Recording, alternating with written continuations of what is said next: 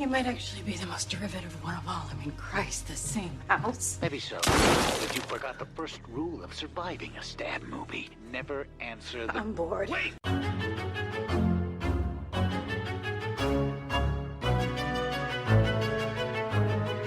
And welcome back to Horror Queers. We're talking 2A to 4C. We're talking, ooh, Mr. Tannen, you dead. Bye, girl.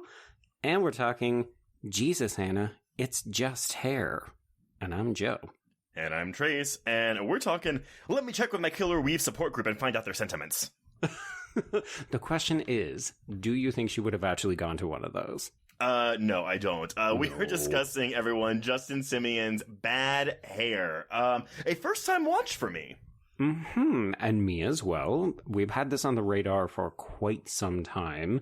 But, yeah, just kind of never pulled the trigger until now. No, but honestly, it was so funny. This was like, I didn't realize Justin Simien was gay until I was doing like my deep dive into like Disney's Haunted Mansion stuff. Because everyone, if you don't know, Justin Simien got his start directing Dear White People, but his next film is Disney's Haunted Mansion. Indeed. This is the one that bridges that gap, apparently. Yeah, moving from satirical comedy to satirical horror to, I think, just horror comedy, maybe, for Disney? Family fare? Yeah, sure. But nevertheless, before we get too deep into this, because we do have quite a bit to discuss today, let's bring in our guest waiting in the wings, okay? So everyone, she is a Toronto-based film critic, film writer, and programmer and development coordinator of the Blood in the Snow Film Festival. She is also a programmer at the Fantasia Film Festival. You can also find her writing on her website, View from the Dark and Hollywood Suite, as well as such publications as Rue Morgue and Grimm Magazine. You may also remember her from our episode on Bones from a couple years ago. Please welcome Carolyn Mauricette. Hello. Hello. Welcome to Bad Hair. Yeah. Oh, God. I'm like, ah. I feel like I should apologize, Carolyn, because the reason I invited you to come back specifically for this episode is because I will never forget the moment you clocked me during that Bones episode when I made fun of Pam Grier's dreads. And I was like, oh, I'm clearly the white gay who doesn't know anything about black women's hair. So when we decided we were going to do this film, I thought, you know what? We should have Carolyn come back because then we can talk all about black women's hair, because this is a film made by a black gay man who also doesn't seem to know anything about black women's hair. Oh my God. Yeah. It's, well, and it's, you know, as a black woman, we have like this really strange relationship with our hair. On the one hand, it's like this kind of communal thing where, you know, your grandmother does your hair, and like there's a whole kind of like a Sunday, like for instance, my mom used to do a Sunday wash. So I used to have super long curly hair, like down to my mid back when I was a kid. Oh, wow. And so my mother's like, first of all, they don't want you to cut your hair, and then second of all, they complain having to do the hair because it's so long, right? So like you get your hair, like we line up, get the hair washed in the bathtub, and then she blow dries it. And then, I don't know, there's this hair pomade called Dax, and it is castor oil based. It's a dark green. It just looks like, you know, the creature from the Black Lagoon, the snot from this creature. It is thick, and she like would grease our scalps and then do tight braids, and we were not allowed to take our hair out. But I will say that we never had lice because that Dax pomade was basically protected us from getting lice. Oh, wow. In school. Okay. I found that out later from a nurse. It's like, oh yeah, because your mom put that stuff in your hair. Anyway. Wow. So yeah, there's like a kind of a communal like bonding type thing, even though, you know, your mom might pull on your hair, that sort of thing. and then there's this like identity thing where, I mean, we'll get into it. It's just, there's a lot of layers to black women's hair. Yeah. And it's just so weird that it just so happens to be something that is so controversial and so talked about. So yeah, I can't wait till we get into this film. Yeah, I confess, I mean, shocker, as a white gay man, I did not know a lot about black women's hair. So I actually, well, I want to say I learned a lot from the visuals of this film. Specifically, Sort of. Well, that's what I was going to say. I want to say I learned a lot, but I don't know if I learned a lot. But nevertheless, the weaving scene did not look very fun to me. No. Yeah, No. I've definitely heard horror stories about like, oh, it's in so tight and it causes headaches and it's uncomfortable to sleep in. But, you know, the alternative is racist attitudes where it's like, oh, you're wearing your natural hair? Don't you think you'd look better if it was straighter or longer? You know, if you could volumize it or something. And it's, I don't know, it feels so unique because I feel like we don't hear a lot of black men talking about it, or maybe they just don't feel as comfortable, or maybe I'm just out of those circles. All of those could be true. Probably all of them true. Yeah.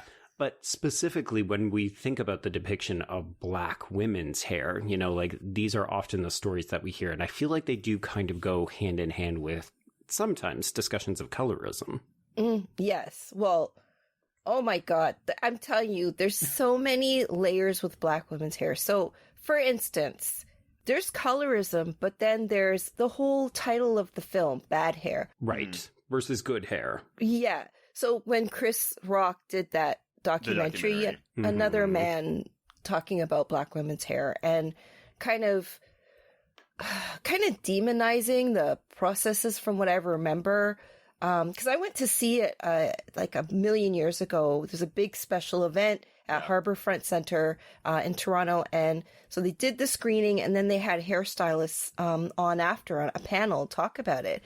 And I just really? Yeah. And I remember because it was a particular hairstylist that I knew of. She was quite popular in the 90s in Toronto.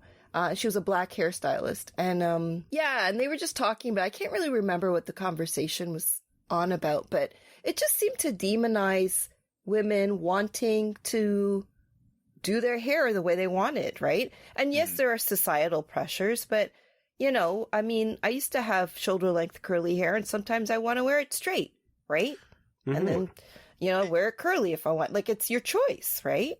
I'm really glad you mentioned good hair, though, because so like in doing some preparation work for this, you know, Joe and I, we both looked at some reviews from specifically women of color, black women, and there were one or two that brought up good hair in a negative light, and I was a little surprised because my recollection, like my memory of events, was that was a really well regarded documentary. But then I was like, well, but the time, it was like probably around 2010-ish. And I was like, I wonder how many critics were white at the time when that was coming out.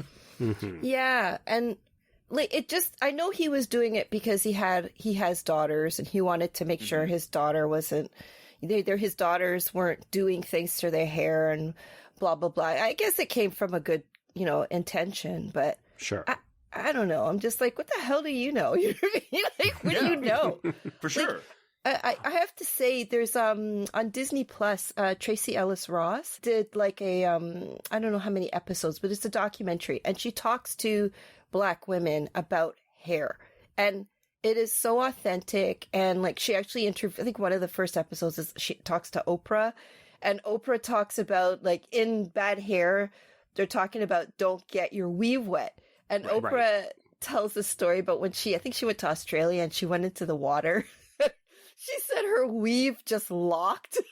Oh, no. And she's just like, it was like this mass on her head. And, you know, and that's what I want to see. I want to see like experience, like, you know, dealing with experience of being a black woman, having hair and like all the good and bad that comes with it, you know? Yeah. Well, you know who also talked to a lot of black women about their hair in preparation for this film was Justin Simien. That was my segue. No, but that's not sarcasm. He actually did. So, Yeah. So, Bad Hair, I mean, as I said, you know, this is his follow-up to 2014's hit film Dear White People, which, of course, inspired a TV show of the same name that he helped create and occasionally wrote and directed episodes of. I really like Dear White People. It's been a long time since I've seen it. I think I saw the first season of the show, which acts as a follow-up, but I didn't get to finish the show. Yeah, I've seen the first 3 seasons. I didn't watch the abbreviated 4th and final season. It is always a little bit hit and miss, but I can say as a white viewer, I often appreciated the insight, although in hindsight, I realized I was probably approaching the show much in the same way you just talked about Good Hair, Trace, where it was like, oh, I kind of like this. Oh shit, maybe it was made for me and not a Black audience. Yeah, because I think, okay, so Dear White People was a film first. So I saw the film and I remember liking the film. And then I started watching the series and I really liked the first season. And I remember kind of dropping off of the second season. And I don't know why. I think I just kind of lost interest. It's iffier for sure. Yeah. And I feel like the first season just seemed to have a bit more authenticity. I don't know. And then the second season seemed a bit more like a parody. I don't know how to, I just wasn't kind of buying it anymore. So, yeah. Well, I mean, because that show would have premiered in 2017, so it was, honestly, when Simien was filming this, probably would have been around the show's third season-ish. But, so I don't know if maybe he had less creative involvement once it got into the second season or not, but nevertheless, I mean, he wanted to make something like this. So, Bad Hair was partially inspired by Won Sin-yoon's 2005 Korean horror film, The Wig. Joe, by the way, clock this. This is queer horror. Yes, I think I have it on the list. I just wasn't able to confirm if it was actually queer or if it was just going to be campy enough for us to justify. It is explicitly queer, 100% queer. Amazing. It's okay. also, well, because the hair, sorry, I kind of spoiled it for myself, but the hair is kind of like, it's queer revenge from a man. Oh, nice. Okay. Yes, but I just don't know if it's easy to find. I don't know if we have it here in the States, but nevertheless, anyway. Another influence, though, was Sion Sono's 2007 Japanese horror film X-Day, Hair Extensions. But, of course, this film deals specifically with Black women's hair and the Black experience. So, even so, Simien admits that while he's marginalized in several ways, for instance, being gay, being Black, and being more at home in Black female culture than Black male culture, he doesn't have that lived experience of being a Black woman. So he sought out Black women to get their hair stories, per se. He talked to women who were getting weaves in 1989, styling it the same way that Anna does get hers weaved in the film. In doing so, he had many horrifying hair experiences come up, like getting a chemical burn doing a hair relaxation, or the actual process of getting a weave, both of which, of course, are depicted pretty, I don't want to say violently, but not pleasantly. There's trauma. Yeah, in Bad Hair. Here's the thing, though. Having your hair twisted and braided and manipulated into something that you want to look more acceptable, there is a violence to that, you know? It really is. Because oh my God, I could tell you stories. Like, I had a group of friends, like Black girl friends in the 90s. Like, I used to hit the clubs and everything. And we had different types of hair. So me and a good friend of mine, we're still very good friends. She's like a sister to me. We had what was considered, quote unquote, good hair. So, like, you know, kind of ringlety curls. And then we had a couple of other friends who had coarser hair. And so I just feel like they always resented, like, there's also like a social aspect too. So you get resentment from women who don't have, say, a ringlety, looser curl, who have like hair that looks less mixed, blah, blah, blah. So there's, as you're saying, like, there is a colorism aspect there. There's a social aspect. There's like, it's just really complicated. And so I think we put sometimes women who are insecure about their hair, put a bit of violence or resentment towards, you know, people. It's like something you can't control. I'm sorry, I can't help it that my hair is a bit looser curled than yours. You know what I mean? Like, I didn't like pick this and go, hey, I didn't do this, you know? Well, I think that's one of the things that the film really picks up on, right? Because I went into this thinking it was going to be about the kind of racialized violence that white culture imposes on Black women. Like, if you want to excel in the workplace, you're going to have smoother, quote unquote, good hair. And we definitely start that way. But then as the film progresses, it definitely becomes more about violence perpetrated within the community, like women against women. Well, which I get. Again, I get based on what Carolyn just said. However, given the final moments of the film, it's also like, oh wait, but it's actually the white man who's making these women do this. So for sure. And again, I get that. It's just because Simien's trying to do so much here, it all comes across as a little half-baked. Yeah, he's cramming a lot, because I have to say X-Day is one of my favorite Japanese horror films, and okay. It is so bonkers. It's just really strange, and I saw a lot of that in Bad Hair. I really, like he was really pulling on the Japanese long-haired ghost, the Onibaba. Mm-hmm. There's also, because I was looking it up, because there's a legend that it's not true, apparently. I looked it up. The moss-haired girl. Right. Oh, So yes. it's sort of based on something, but it's not 100% accurate. No, it's based on like a Gullah figure called the Boo Hag, which is also an iteration of, like, in the West Indies, there's a woman called the Sukuya, and she takes on different forms, and it's like very folkloric, obviously. And so the Sukuya could be a bloodsucker, or she can steal your skin.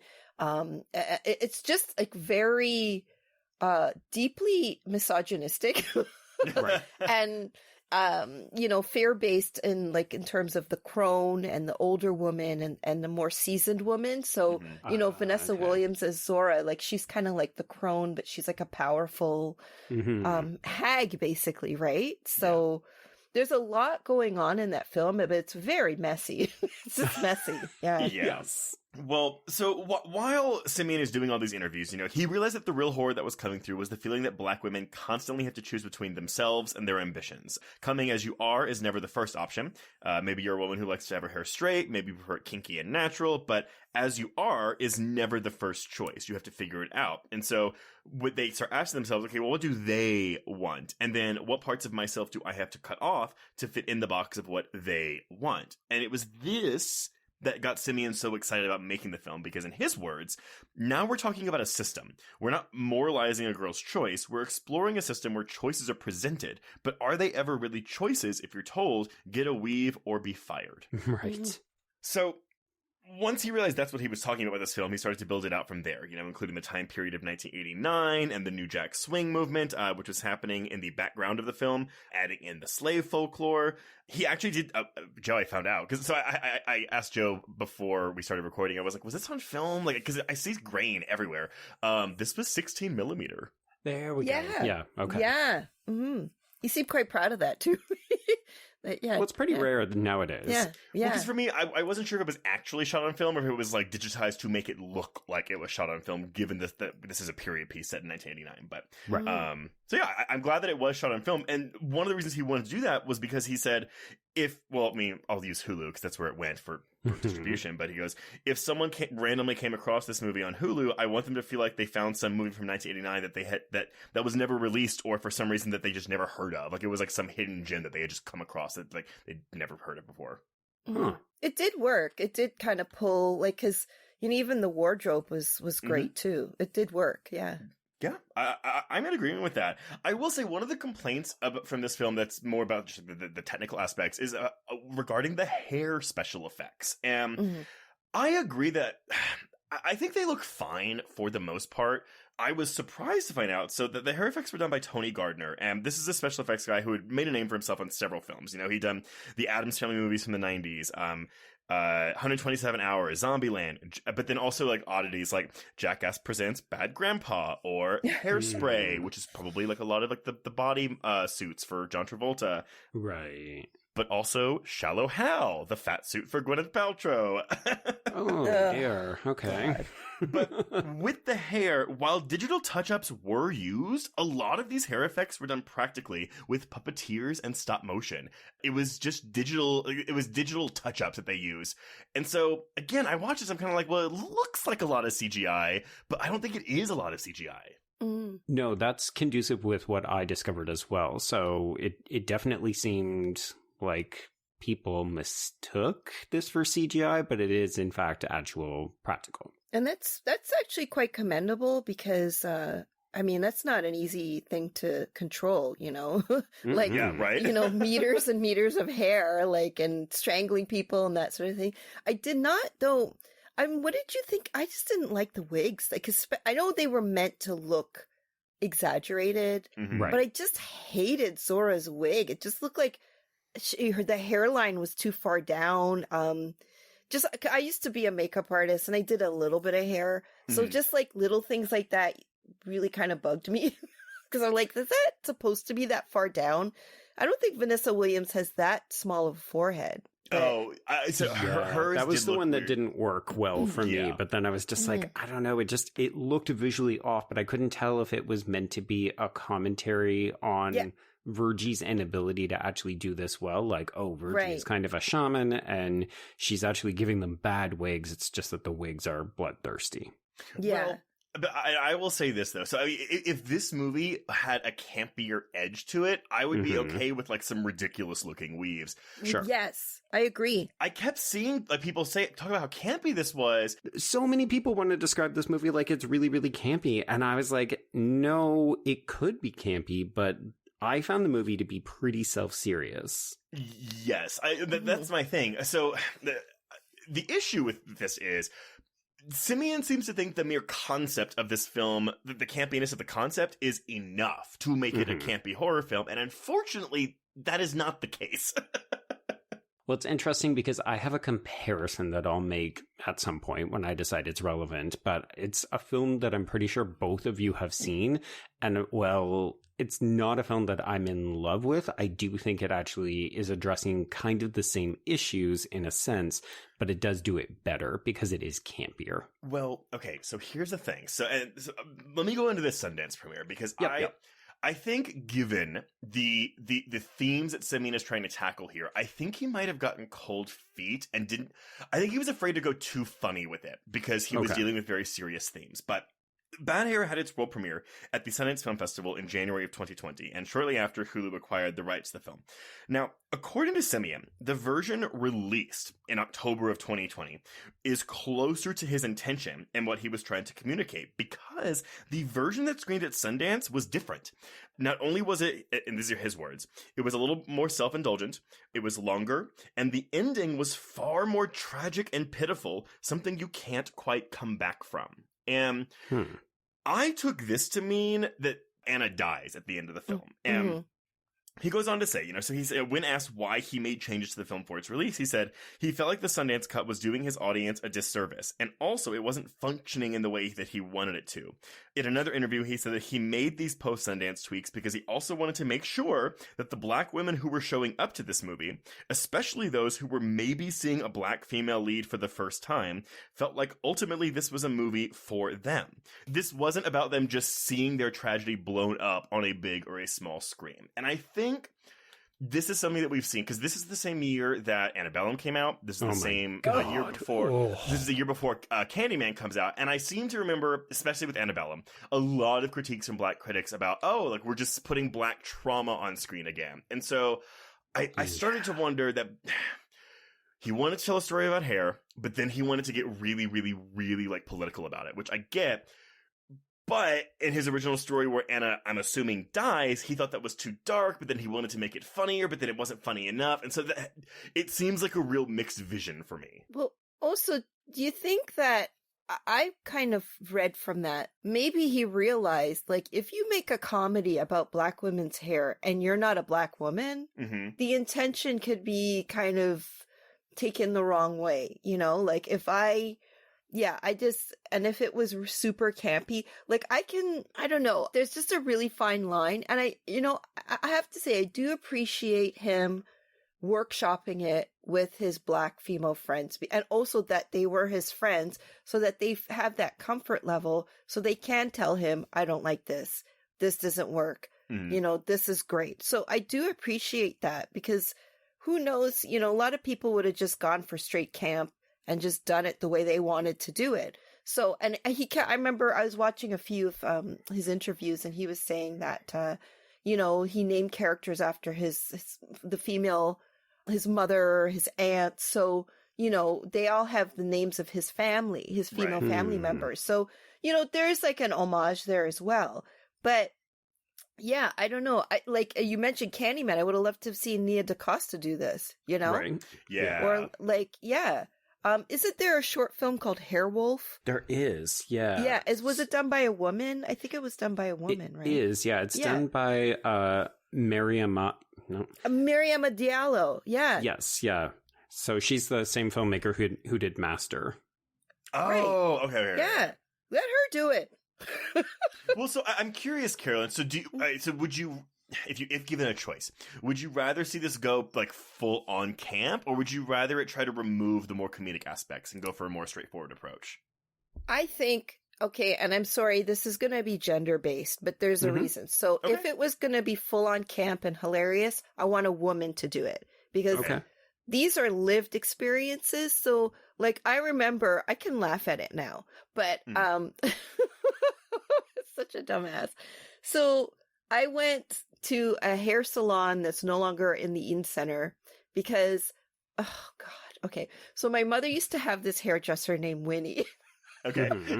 And Winnie had a hair styling salon. It was a very retro, like straight. She'd probably opened it in the 60s, never changed. I went in the 80s when I was a kid, and Winnie would do your hair with a cigarette hanging out of her mouth. No.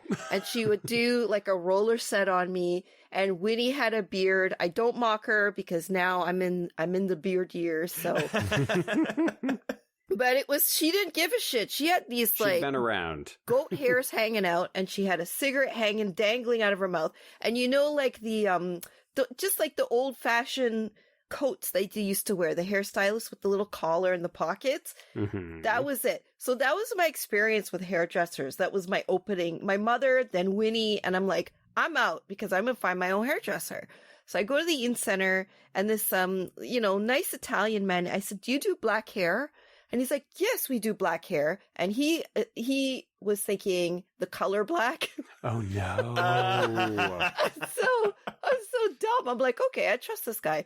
And he did my hair, and it was a disaster. And I was in the subway. I had to call my dad. "Can you come pick me up?" Oh my God! So embarrassed. So anyway, like that's a lived experience. So I'm sure Justin could, do a decent job of making it funny. But just to know that a Black woman has gone through that experience and made it funny, and it's like kind of a nod to another Black woman, that's why. But if he wanted to do it serious, I think he could have done it. I think he should have gone all the way serious, because I think he would have had the chops to do it. But yeah, that's just my take. I guess, and look, full disclosure, this film was a 3 out of 5 for me. Like, I think it is fine. The more we talk about it, it may be more of a 2.5 out of 5. But we'll see. My thing is, I just don't think any of the comedy in this film is particularly funny or witty or sharp. It's not. Yeah. I mean, they didn't really use Jay Farrow. He's so great. Oh yeah, he's just the cad. Yeah. We can talk a lot about all the people that he doesn't use to their advantage. I mean, there is I'm that sorry. too. Vanessa Williams is we've seen her be a bitch on multiple properties. Like literally, she's playing this same role in Ugly Betty, except obviously that's a TV show, so she has like 5 seasons with which she can work with. But it's pretty distinct, yeah. Like I was joking before we started recording that it almost feels like he just called in favors for all the famous people he knows and packed this film. Like this is a star-studded cast, and yet because there's so many of them and he's trying to do this tonal balance, there's no time for anything. Well, you go watch the pilot of Ugly Betty, and I can guarantee you that Vanessa Williams gets to do more and show more range and have more comedy bits in let's say 4 scenes of a 40-minute pilot than she does in this entire movie. Like it feels like he was like telling her to underplay a lot of things, when I feel like it should have been the exact opposite. Like I wanted to see more of Lena Waithe too. She was hilarious, and towards the ending she's like, "I can't die because I haven't gone to church." I was like, "Oh my God, that's a great line," Like, this is really funny. She has some really great lines. I think she's probably the funniest one out of the whole movie. I don't know. Yeah. I would probably agree with that. I think that Yanni King, Sister Soul, gets a little bit in there, but she's just kind of there. She's got the morally pious role too. So yeah, but then like the next scene, she has a weave. Right. Yeah. Okay, all right, sorry, I'm almost done. Anyway, so Bad Hair was given a limited theatrical release on October 16th of 2020 by Neon, and then it was released on Hulu a week later on October 23rd. I couldn't find a strict source for this, but apparently the budget for this was $8.9 million, and I have to believe most of that was for the cast? Right. Maybe? Or just it's expensive to recreate a period? Maybe. I honestly, shitting on film, I'm assuming film costs more money than digital, so... Sure. Reviews were mixed, though. On Rotten Tomatoes, we're looking at a 63% with an average of 6.2 out of 10. Metacritic, it's got a 61 out of 100, and Letterboxd users have given it a 6 out of 10. So we're all kind of sitting there with that 6 out of 10, 3 out of 5 range. Yeah. But that's it. That's what I got. Okay. Well, let me take over. So, we open with a scene of trauma. We've got a hair relaxer incident as young Linda, who is played by Corinne Messiah, burns young Anna, who is played by Zaria Kelly. Yeah, she gets it real bad on the scalp. And this is painful. And I feel like this is actually a pretty strong start, right? Like it's kind of an inciting incident. It's a literal scar that will carry this protagonist through the rest of the film. Sure. It's a little on the nose, but yeah, absolutely. A little bit. But, I mean, we're talking about a movie called Bad Hair. So. Yeah, that's true. Okay, so then we see bags of hair being packaged and shipped on a truck, and then we get the title card. So, we cut to Los Angeles. We are 1989, so we're firmly setting this in a period in transition. We're reintroduced to adult Anna, who is now played by Elle Lorraine, and she's doing her hair. She's still wincing at that scar, so clearly, like, her issues with that traumatic incident have not gone away, and as a result, she is wearing her natural hair.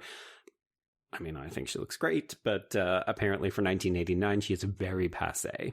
Well, but so I was doing more research into this too. So I guess the art of the weave, like 1989 is the year where it really became popularized. Okay, which is why he said it here. He's like he went back and like looked at like Ebony magazines and was like you could see the shift where it's like right. All of a sudden it was all weaves at a certain point in 1989. That's so interesting. Okay. So I mean, that makes sense why he said it there, but right. I also don't think it's I mean it's given like I don't know like the proper historical context within the film. Yeah, like if you hadn't said that, I probably wouldn't know it. We can gather some, there's some context clues, particularly in these opening scenes when we see Anna like walking through the office of rock music video, aka RMV, and like, she's not getting the same attention as other women who do have weaves. She's not getting promoted in the same way. Like it's there, but it's very much surface level. Well, and there's a line that is, I guess one of the producers says to her, he's like, we're looking more for a downtown Julie Brown look, right? Mm-hmm. And that's right. Really coded because she was, kind of like, the paper bag test. She was kind of that light brown and she had curly hair. And that's the type of black that they wanted on TV, right? Right. Kind of like that mixed, exotic quote unquote look, right? Mm-hmm. But not too dark a skin. That's right. What Vanessa Williams is in this movie, though, isn't she? 100%. Yes. Yeah. Mm-hmm. I confess I had never heard of the paper bag test until I was doing research for this. Oh, well. Really bad. No, I mean, there's just certain things where it's like, this is not part of our lived experience. We are not part of this culture. So, I think it's worth acknowledging that there are certain films that are just not made for certain types of people. It doesn't mean you can't watch them. It just means that you're going to miss certain parts of it. Mm-hmm. Well, okay, but on that note, I'm curious. And Kara, I guess this is a question for you because do you feel like this film is made, even though Simien says this is made for black women, do you feel watching this as a black woman that it's maybe meant more for white people? I honestly don't know. I mean, it just seems like he wanted to cram a lot in there. And I would love to see like the cut scenes because maybe that would have helped and made more sense. But in a way, it just felt like there's a movie called Juneteenth and it's just about a mother and a daughter and like, it's really sweet. It's like like a drama. And the one moment that just seems so authentic was when, I can't remember the actress Nicole Behar, I think. Mm-hmm. Oh, okay. I love her. She's from Sleepy Hollow, right? Yeah. So she's the mother and she's just talking to her daughter and she's doing her daughter's hair. And there's just something so authentic about that, where I think he tried to do too much, as we keep saying, because it's like he's it's almost like a caricature.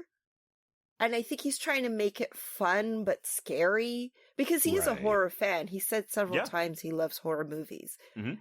So I think he was really trying to grasp that for Black people, but I just don't think it worked, you know? I guess because I've seen some Black critics complain about certain like Black art made by Black creators that feels didactic in its approach, because it feels like, oh, we're trying to make this palatable for white audiences to be like, okay, this is what it's like, this is what we're doing. When it's like, well, if it's for Black audiences, you shouldn't have to explain these things to them. Yeah. Well, and you mentioned Antebellum and the new Candyman Trace, and we had those conversations on both of those Patreon episodes where like we specifically sought out Black reviews, and a bunch of them were just like, A, if this is for us, we've fucking seen it before and it's traumatic. And B, we're pretty sure that it's not actually for us. It's for well-meaning white folk who needed to learn a lesson. Those guys were audacious with that movie. I fucking hated Antebellum. If you want to hear me just like rant, go and listen to that episode, because I hate it.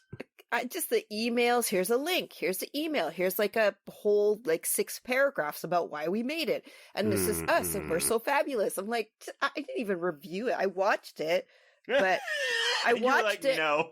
I watched it and I laughed. And here's the wild thing: it's a gay interracial couple who made that. And you're just like, whoa, how, what? Just, it boggles the mind. Like, they should have known better. I mean, I think it was well made. It just wasn't a good script. Okay, sorry. Anyway, moving on. So, I like a lot of these early scenes at RMV. Like, it's giving me a good mixture of MTV meets BET. We're obviously in this period of transition. I love James Vanderbeek showing up as this white Masta, executive, Grant Madison, and he's awful. So, we can hiss at him, and that's great. Okay, but see, I agree with you. My thing is, which, by the way, I don't know if y'all saw this, but like James Vanderbeek is on like a bender right now. He's like, I guess, leaning conservative, like posting crazy videos on Instagram. Fuck off! Really? I know. Come really? on. I know. I know. We lost another one. But this is the one where I'm like, look, I get it. Like, we want to have an evil white man in this movie, but this is where it kind of, especially with the end of the film, where I'm like, this is maybe your one element too much. It's too much. I don't know if we need this character. I get the intent. Maybe with a different approach it would have worked, but this feels like it's too much into this film. I like him here. I think to argue that he's behind the whole setup at the end of the film maybe feels like a bit too much. Yeah. But I can definitely appreciate the idea that he's this high-powered executive who is completely out of touch with what's actually happening on the ground. And he just comes in and he's like, oh, dark-skinned woman who's been here forever, aka Edna, played by Judah Scott. He's like, yeah, you got to go because we need to bring in this light-skinned former supermodel, Zora Choice, played by Vanessa Williams. Yeah, I don't know. I guess I think he needed a white element, right? He needed the white element. He needed like I think so. A reason for why everyone's getting weaves and changing their hair and changing their appearance and blah blah blah. So he was the reason, but it was kind of a bit heavy-handed, so. Well, particularly because it's a bracketing device in a way, right? Like, he's here at the beginning and then he pops back up at the end. He's in one other scene at a party, but he really doesn't have much to do in that moment.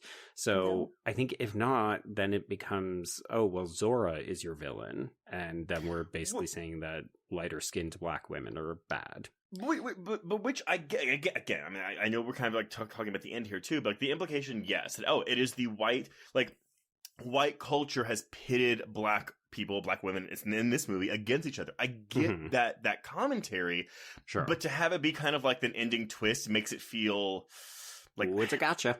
Yeah. And maybe if there wasn't so much commentary baked into this movie, I wouldn't mind it as much. But because this is a social commentary movie, I'm kind of like, oh, like I wish that was maybe fleshed out a little bit more instead of just a gotcha moment. Or that it was the whole thing. Yes. Mm-hmm. And I would have loved to have seen Virgie's character, because why is she, like, she was so interesting.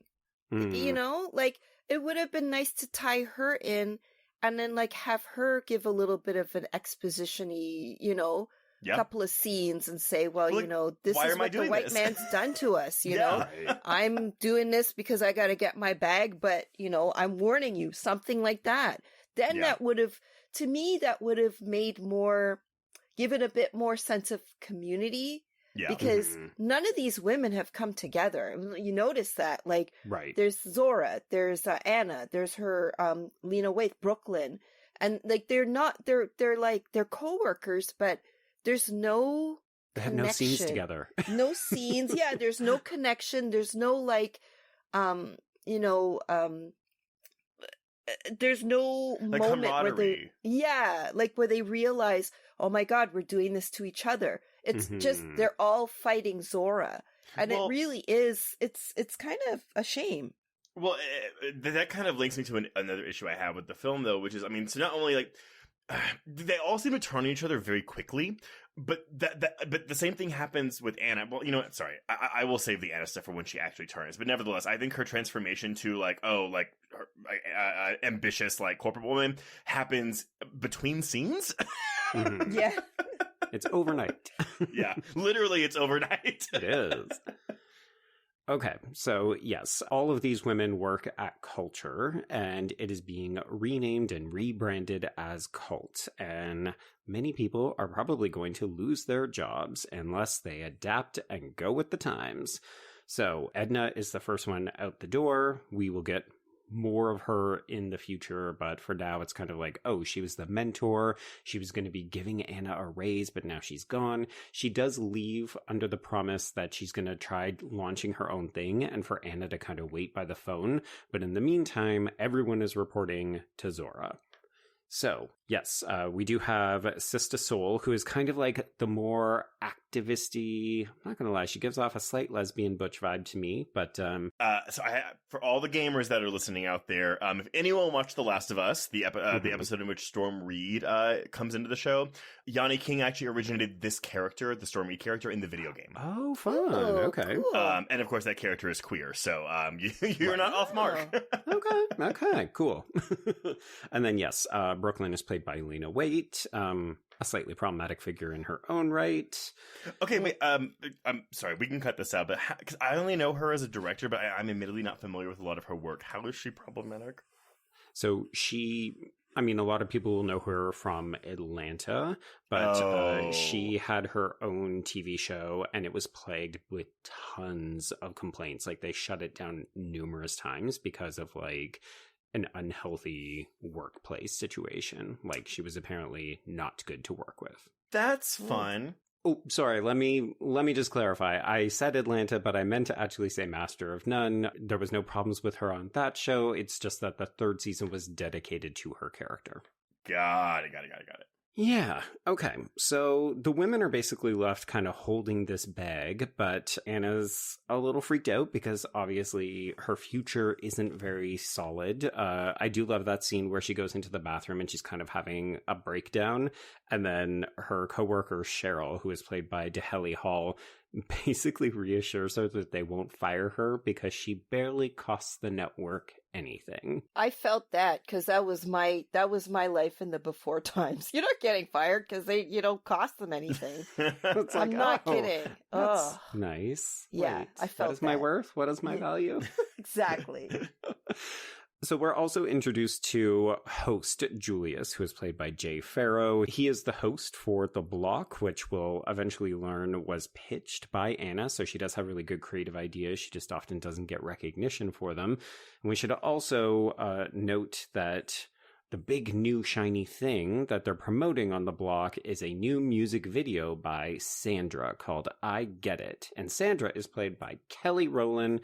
And we spend a bunch of time dissecting her new look because, yes, she does have quite the epic weave. I had no idea she was in this movie. No. And it's a fun little, it's essentially a cameo, but she has more speaking lines than a cameo would be afforded, I feel like. And again, this kind of a thing where I'm like, I would have liked to have known what she feels about all this shit, because isn't she also under the demon weave? She is, yeah, because her assistant Jermaine, aka Usher Raymond, will later try to get in touch with Anna to be like, hey, have you been back there recently? And then it's like, oh, we don't have time for you. Goodbye. You're out of this movie. Yeah, Usher. Usher. I think that this character is very clearly modeled on Janet, but I could be wrong. Yeah. Oh, absolutely. Yeah. Because he was talking about the Pleasure Principle video. He said he was really inspired by that because of her hair, right? Right. Janet's hair was epic in that video. I'm sorry. I was a dancer when I was younger, and man, that video, we would always try to recreate it in dance school. Oh my God. And her hair and the outfits, and yeah. So I really vibe with that because I'm like, oh my God. And I don't know if you've noticed, there were some moments where I think Sandra is also on a show, a TV show, and she says something like, "You're never gonna get it." Like they used lines from songs, which I actually laughed. I thought that was really funny. Yeah, even that, right? Like we take the time to insinuate that this pop artist is also acting in some kind of nighttime show for this cable network. And it's like, okay, that's just a cool additional detail, but it's another thing of like, why? Like, why is this movie so jam fucking packed? Yeah, it's so true. And like even when Anna goes to the salon, Robin Thede from a Black Lady sketch show, she's the receptionist. Yeah. You couldn't have used her a bit more. That woman's hilarious. You know? Yeah, no, blink and you miss a cameos all across the board. But that's the thing, though. If this were more of like a outright, let's say even a parody, I think that would be all be more forgivable because I think that's what we expect from like more like silly comedies like that.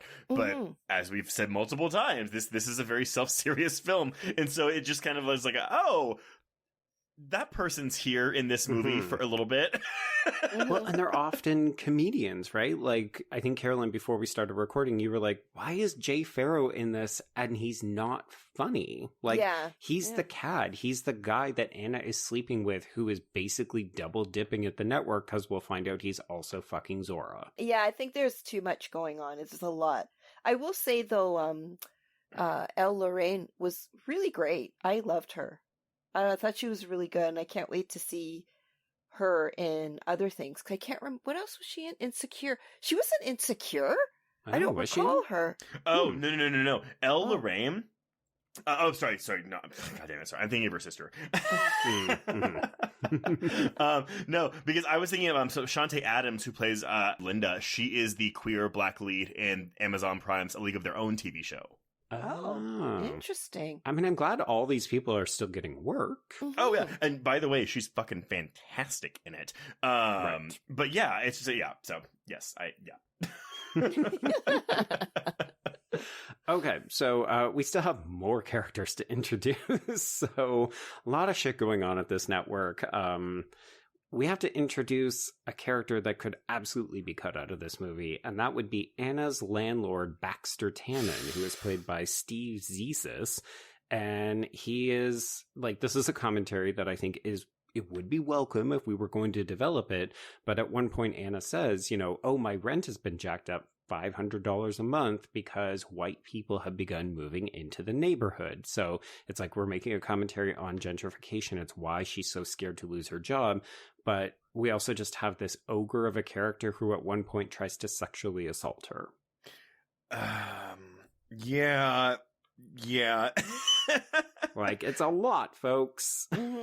I was not expecting a sexual assault scene in this movie. And you look, you know me, Joe. Like, I'm never one to be to really balk at a sexual assault scene. But watching this, I was kind of like, oh, why is this here? Yeah.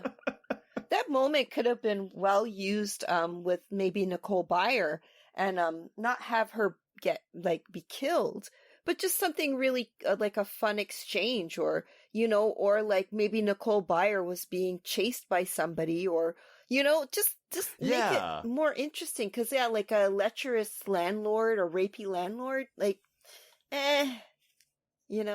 it's just another. I'm going to stop saying that it's overstuffed, but it's just one subplot too many. Like, it feels like a bit more so than anything else. Yeah. Sorry, we did jump ahead there. That's not actually where we're at in the film. It was more just like I had to get it out because I didn't know why. Why?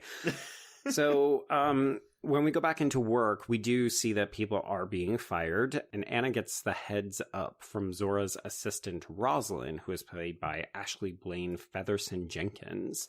So she's warned, like, treat this like a job interview. Don't go in there just assuming that things are going to turn out well for you. And Anna ends up not only saying, yeah, the block was my idea, and Julius just got a bunch of credit for it, but she also pitches what is basically Total Request Live, in 1989 version. I will say so that with this whole thing, because it's kind of a subplot where Zora steals her idea and pitches it herself, but it's also not a subplot because it doesn't come to anything. It does not. Nope. Another thing that is in here, but for reasons unknown, is this sequence where Anna is pitching the idea. We just get a random 360-degree camera spin. Okay. Did you two pick up anything from this? I didn't know why it was here, but I did like it because I was like, ooh, style. Yeah, but it's style for no purpose. Yeah. I know. Because I could see figures walking behind the kind of shaded glass. And I thought, oh, okay, are we meant to assume that she's starting to see things because she's kind of selling out to Zora?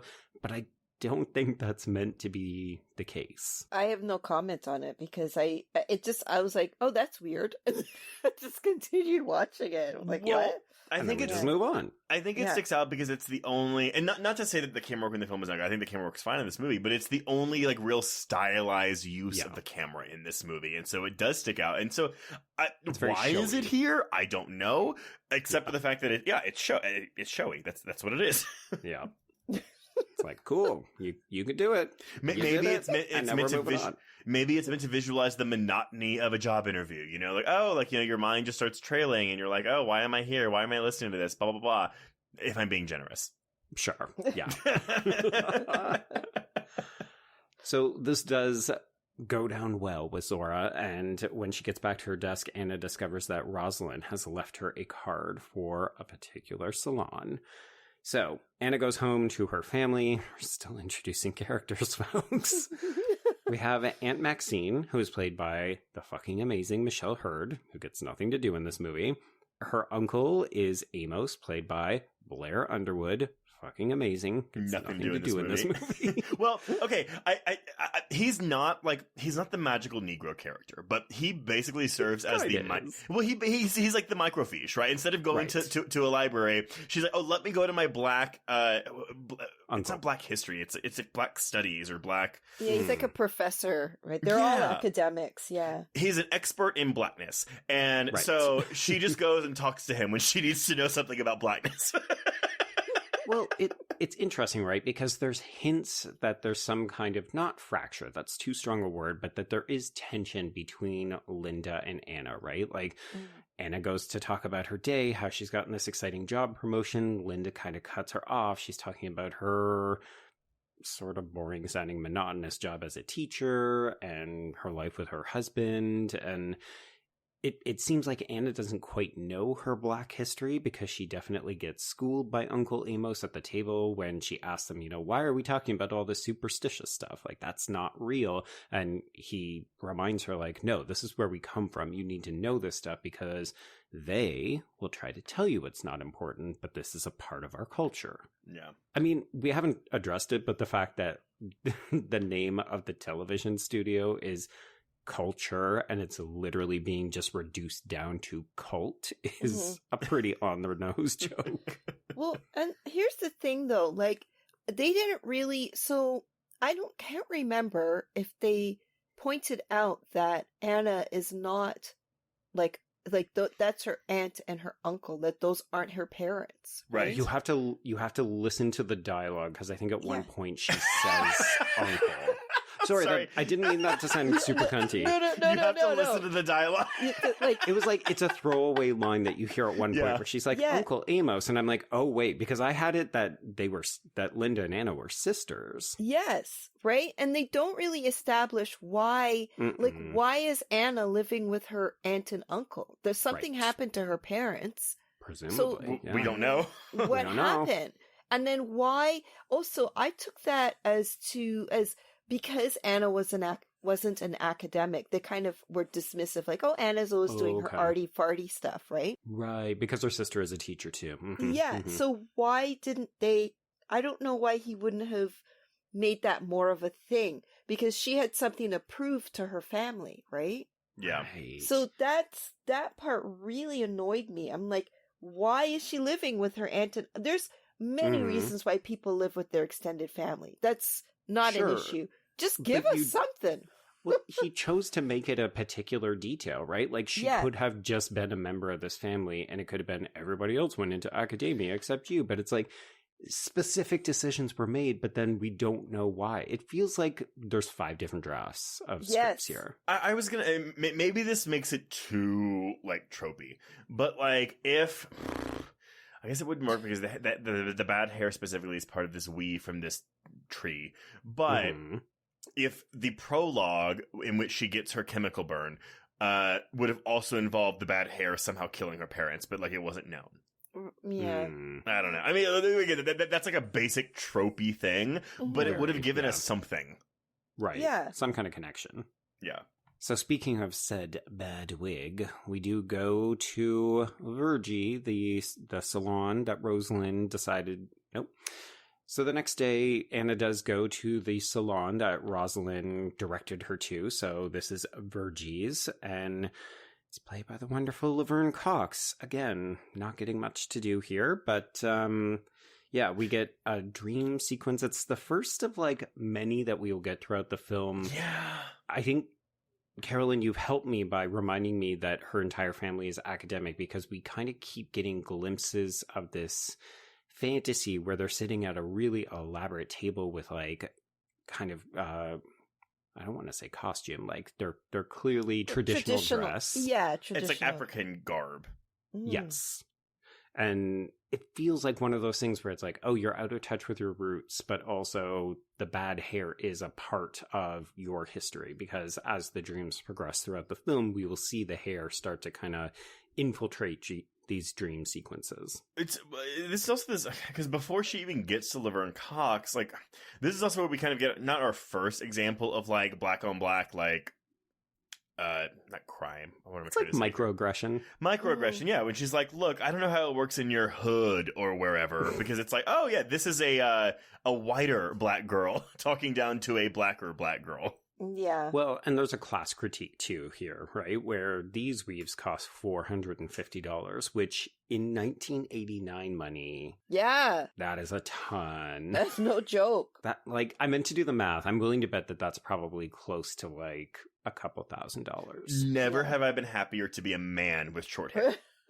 Right? Like, which salon do I go to get the buzz cut? What do you think I cut my hair so short for? I ain't got no time for that. Like, that's what, honestly, I'm just kind of, Yeah. I mean, look, if I were rich, sure, by all means, give me the $500 weave. But, like, come on! it's just the care. Like, when you get something like, the thing is, you spend, okay, so you spending that money, and actually the stuff that Virgie gives her, the essential oils. So that is, oh my god, it's kind of a parody on this cream called Pink Moisturizer. Okay. It is like back then it was like a staple if you relaxed your hair or you had a weave. It was just this pink lotion that you put in your hair. And I can smell the smell now, and I hated it. It's the same thing as, oh my god, there was one in the 90s too called BioSilk. I hate that shit. Oh my god, it just smells awful. And, like, they would put it in your hair after you, like, flat iron your hair to keep it smooth. So it's that, yeah. So that's so funny because the bottle is complete, riffing off of Pink Moisturizer. Ugh, it's gross. Anyway. Yeah, I mean, I don't find much of this film particularly scary or even kind of thrilling, but I will say these close-up sequences of watching Virgie like sew the weave in, and you can see her scalp bleeding in close-ups. Is that what? I'm sorry. Is that what actually happens? Like they're like putting a needle into your scalp? Yeah, I mean, they don't put it into your scalp. So what that whole process where you can have your hair cornrowed into a spiral because that makes it easier to attach the tracks in a natural looking way, or you can have it done in strips, right? So they do use a needle. It's like a curved needle. It should not cut into you. That's just a big exaggeration. It's for horror effect. But they should not be like sewing into your skin. That's the whole reason why they put the braids, so you can sew into the braids so that the hair tracks have something to hold on to. Right? So, Right. But it would still be so tight. Like, they would pull the braids really, really tight so that it's not going to show or, like, elevate the weave too much, right? Yeah. Well, so this is obviously not the exact same experience, but the closest approximation I could have to this is back when I was in middle school and getting highlights, because that was a thing in the early 2000s. Of course it was. They would put this plastic cap over your head and tie it on, and they'd have to like stick a fucking. It wasn't a needle, but it was something, a crochet needle. Yeah, that's how you do the. And they stick it into like to pull strands of your hair out. And I'm telling you, when that thing scratched my scalp, 13 years old, fucking crying like a baby in the barbershop. No, that's pretty close to it. Yeah, because as you notice, they say, "Are you tender-headed?" That means if you've got a sensitive scalp, right? But most people would. I mean, if you're doing that, and then if your scalp is not sensitive, you must have endured a lot of previous manipulating. So it's not calluses, but it's the equivalent, right? Like if you had a lot of work done on your hair, you've built up scalp calluses. Yeah. God. So crazy. I mean, I can't imagine getting the first one as an adult too, right? Yeah. No. Well, I don't get highlights anymore because they're not in vogue, but also because it hurts. So right. Yes. Don't want to suffer for your art. Yeah. All this to say, the pain is kind of worth it because when Anna wakes up, she is in love with this new look. But Virgie does tell her, never let it get wet. And also, you will need this bottle of essential oils. Wah, wah, wah. It's like a gremlin. Okay, that would have actually been really... If instead of just being evil hair, her hair became a gremlin. Yeah, you know? Oh no, Stripe is back. It's just hair. I mean, that's the thing, too. Back then, when you got your hair relaxed or when you got a weave, you did not want to go out in the rain. You did not, because that, again, money just tossed away because your hair is completely destroyed. So, totally understandable. You know, they joke about black women not wanting to swim. It's like, well... Who's got the money? Yeah. And then you're going into a pool filled with chlorine and other people's bodily fluids. I'm sorry, I do not like swimming. Yeah. I don't like it just because I don't like being in a pool with other people. I know, I'm a weirdo. I'm a bit of a germaphobe. But yeah, like it's, you know, they joke about it, but it's like, it's an investment. If you're going to put your hair through that, I'm not going in that pool. Sorry. So anyway, sorry, I digress. God. Well, it's just funny because I feel like the white person equivalent, or the equivalent that white people would know, is the perm defense from Legally Blonde. The ammonium glycolate. Can't get that shit wet. Oh gosh. God, I just remember the smell of perm solution. Ugh. Anyway, okay, sorry. Hair, man, hair. Yeah. Yep. Okay, so Anna gets home and she self-medicates because she's in a fair amount of pain. She dodges a call from Edna, who leaves her a message to say, hey, things are happening faster than I anticipated. Give me a call back. But she does not, because she's happy with her performance with Zora. We have another round of harassment with the landlord. And then she starts to connect some of these dreams and some of the experiences that she's having with the moss-haired girl story from the slave lore book that she got from her dad. I pulled this, so because in the book it says that the hair on the tree looked like massa hair, and I know that's like massa is like, you know, like slave like master, but like is it just because it's supposed to be like it's it's like white people hair, like it's not like black people hair. Is that what that means? Yeah, it's like it's like straight. I guess it falls straighter. Like that's what I would imagine. Yeah. Okay. Yeah. Okay. I wasn't 100% sure on that, but that makes more sense.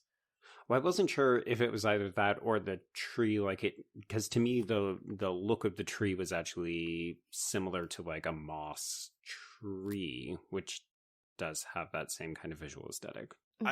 Joe, if you told me, Trace, visualize a moss tree, I would not know what to say. I wouldn't even know what to think in my head when you said that. Fair enough.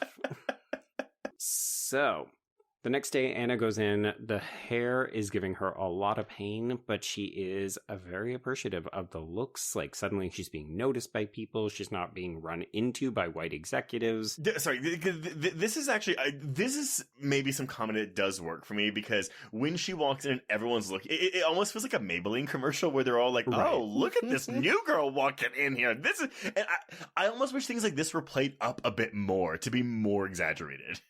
I couldn't even tell if this was a fantasy sequence where she was just imagining all eyes on her, or if it was meant to be, oh, previously I was invisible because I had quote-unquote bad hair. Now I have good hair, and everyone notices me. I think it's the latter, but I do think it's the latter, but it's not, like, you're right, it's not showy enough, it's not big enough to tell us that. Yeah, I kind of felt like it was a little understated, and there's a thing I have to point out too. You know, when she's patting her head. Right. Yes. That's a thing, right? So Yes. if your head's itching. And I remember seeing a tweet where this woman, black woman, went in to have her baby. And so she was, you know, like in her hospital room with her baby, and she was patting her head. And one of the nurses didn't understand that she was just, that was a way of, and she called a psych assessor. Oh my God. Because she thought this woman was hitting her. And I'm like, did you maybe want to talk to her? Wow. Like a human being? You know what I mean? Jesus. Now every time it's just, that is a typical black woman thing. And I mean, sometimes it's overused, but it does happen. Or like you grab a pen and you kind of stick it in there and scratch between the tracks, right? Yeah. Right. But like, just, I don't know. I just thought that it's just so culturally coded. And like some people just don't understand it, you know? Anyway, I just had to interject that. No, that's one of the reasons why we love to have guests who have different experiences than us. Because I was pretty sure I got that. Yeah. Because I was pretty sure that I got that, but at the same time, I was like, oh, I think I'm just making an assumption. Yeah. Oh, see, no, have you ever had, it's like if you have an allergic, sorry, this is not, like, it's related, but not related, but like, yeah, I have an allergic reaction to certain bugs, bug bites, and so I can't scratch them, so what I have to do is I have to, like, pat them, like, hit them really hard, whenever I get bit, so it's, I know all about, scratching an itch without actually scratching it. Yes. Right. So Anna does get invited to this planning meeting, and this is where Zora more or less takes credit for her idea. But it comes to nothing. I'm happy because I don't need this subplot in this movie where she's like, what, like, Devil Wears Prada type shit. Sure. But at the same time, it's kind of like, but why? Well, I think it's there to set up the kind of burgeoning animosity between these two women. Like, this is your adversary. You think that she's there to help you, but she's actually not. But at the same time, though, isn't she there to help her? Because by the end of by the time she dies, they are kind of on the same page. They are trying to help each other. Yeah, it's very brief, though. Well, yeah. Well, I'm also really, like, truthfully, I'm confused with the timeline with Zora's weave, because it's like, did you just get this weave? Because that's apparently what it seems like based on your realization now that your weave is killing people. Well, either that or she was able to afford more of the essential oil and keep the weave fed. Because you have to remember, it's when Anna starts to run out of the oils that the hair starts to go haywire because it's not being fed pig's blood anymore. I'm not gonna lie, I didn't get that was why the weave was going bad. I mean, I saw the pig's blood, I got the pig's blood thing, but I was like, oh, okay. So as long as they kept using the solution, they would have been fine. Yes. The problem is that they were all poor because they were getting the weaves to keep their jobs, but they were low-paying jobs. Okay. Either I was not paying attention or it was not made clear to me. It was not clear. But also, like, that's a whole chunk of information that's kind of just thrown in. Mm-hmm. I don't know, like, again, they didn't use Laverne Cox at all. Like, nope. Was she only available for a day? Like, is that why? I wonder if they were like, we have Laverne Cox, you know, she's basically doing a version of the role she did on Orange is the New Black, where she was a hairstylist. So it's like, haha, kismet. But also, yeah, like, if you can only get this actress for one day and then the character needed to be in this movie more. Wait, okay, I'm sorry, but I'm confused now even more because, okay, so if we have the whole... We've lost trace. James Van Der Beek, you know, is the white man who's, like, making all this happen. And so we know that the weave also possesses them to do things that they don't want to do. Like, they lose control of their bodies. So why even give them a solution that prevents the possession from happening? Well, I think by feeding it blood, you're accelerating the witch's, quote-unquote, ability to take over these bodies. So it would have happened eventually anyway. Okay. But you wouldn't have maybe killed people. You would have just been using the essential oils. Okay, yeah. So James Van Der Beek's mindset in this is, I just want them to get possessed so I can use them to do my own bidding. Sure. But the downside is if they stop using this pig's blood lotion shit, then they will just start killing people. Right, yeah. Okay. Because it doesn't seem to be what he wants, because that's why we've got the truck full of dead bodies at the end of the movie. Okay. The fact that we had to spend nearly 5 minutes unpacking that, though, suggests to me that it was not made evident in the film. No, literally, it opened up a whole layer to where I was like, oh, okay, but it's also, there's more commentary. More! Yeah, because we're developing, like, an entire mythology around how this all works, which is great, but then maybe you needed to cut out the 25 other subplots that are in here. Exactly. Yeah. So I do want to give Mr. Simien some credit, because I think there's a really great, very subtle moment that worked well for me. So Zora is kind of like mad at Anna because she didn't speak up in this planning meeting, and Anna wants to pitch herself as this host. So they're having this conversation, and there's a moment where we see a strand of Zora's hair fall, and then it seems to pick itself back up and reattach itself to her weave. And I thought it was just a great little moment. There's a bunch of little moments like that, actually, because even like whenever, because there's a lot of hair flips in this movie, and there's a couple too. Yeah, I know, but when Vanessa Williams does some, because again, it does that thing where you're like, I think the hair is moving on its own, but maybe it's not. And so I think like those moments work really, really well here. Right, where you're not quite sure. Even though, you know, we know what movie we're watching. Yeah. It's a horror film. We're pretty sure these weaves are alive. But yeah, you know, surprise us. Yeah. I just had a thought. Wouldn't it have been cool if there was, like, someone that was following the James Van Der Beek family, or, like, you know, their evil doings, and she was, like, a completely bald woman, and she was kind of like, you know, she moved at night, and then she, you know, said, Anna, you got to get this off your head. And then, like, it would have been more interesting if there was someone to kind of commiserate with her. Again, I'm going back to there's no connection. Yeah. But it just kind of, as you were talking, I'm like, you know, it just would have connected the movie a bit better. I don't know. Yeah. Anyway. Well, it's weird because we do have so many of these female characters who are working at Cult, but most of them don't really have anything to do apart from either be played by a famous person or be part of the body count. It's true. And it's like, maybe get rid of most of those except for like one single confidant. Like keep Sister Soul. Yeah. And have her be the one where she's like, no, I'm resistant. I'm not going to do this. And then she does. And it's kind of like a body snatchers, like, oh, you've joined the hive. You've joined the pod. And then, yeah, maybe you then free up room. Like maybe Linda, who is like, oh, I'm also kind of poor and I don't live in this world. Like, you know, you could have her be a different kind of role where she actually helps her cousin. Yeah, right. Like a familial bond. Like, oh my God, you're like my sister. And, you know, we took you, and like just a little bit of a little nugget of exposition. We took you in and I can't, you're like my sister and whatever. Yeah. Mm-hmm. We're rewriting this thing, aren't we? I mean, y'all, like, I'm sorry, not to jump all the way to the very last fucking scene of this movie, but the whole thing is like, you know, like Linda's like, oh, I got an appointment at Virgie's, and like Anna looks all upset. I'm like, just tell her that they're witch weaves and not to go. Yes, problem solved.